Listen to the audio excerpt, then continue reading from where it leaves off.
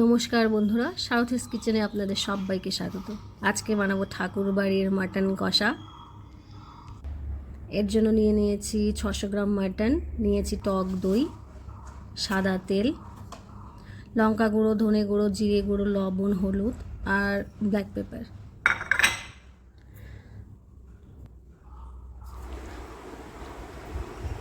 ভালো করে ম্যারিনেট করে রেখে দেবো 3 ঘন্টার জন্য।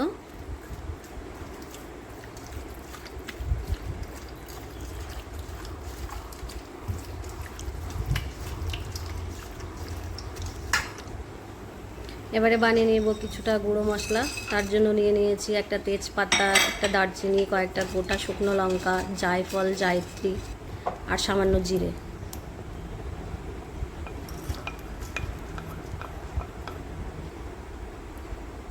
এবার কড়াতে 2 চামচ ঘি দিয়ে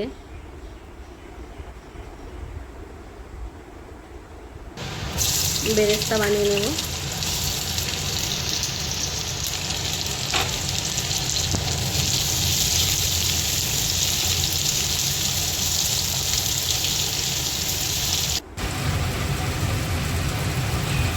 কয়েকটা বাদাম ভিজিয়ে রেখেছিলাম।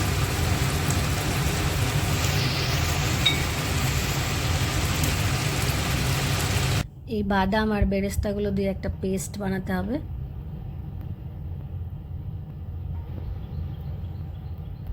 কি সুন্দর কালার এসছে। এবারে ওই কড়াতেই কয়েকটা আলু ভেজে নেব। আলুটা যদিও অপশনাল, বাট আমার খুব ভালো লাগে, তাই আমি চিকেন, মাটন দুটোতেই আলু ইউজ করি।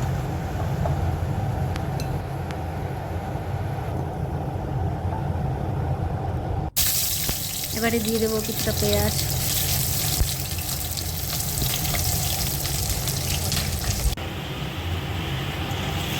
দিয়ে দেবো মাটন,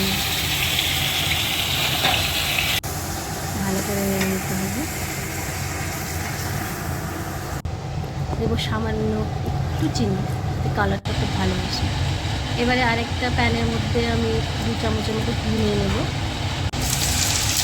দিয়ে দিলাম পেঁয়াজ পেস্ট, আদা রসুন কাঁচা লঙ্কা পেস্ট। এটা ভালো করে কষে নিতে হবে।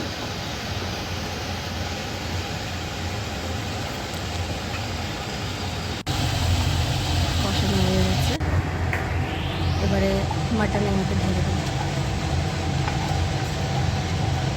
আর মাটনটা অবশ্যই স্লো কুক করবেন। এবারে এই বেরেস্তার যে বাদাম বাটাটা দিয়ে দিলাম, আলুগুলো। আমার গ্যাসের ফ্লেমটা কিন্তু একদম লোতেই আছে। এবারে 1 গ্লাস গরম জল,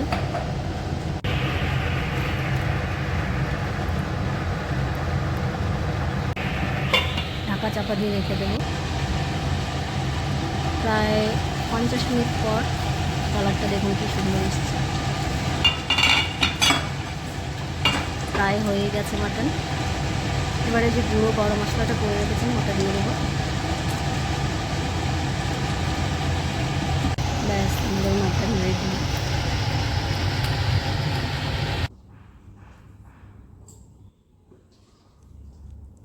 একটা সার্ভিং বোলের মধ্যে নিয়ে নিচ্ছি।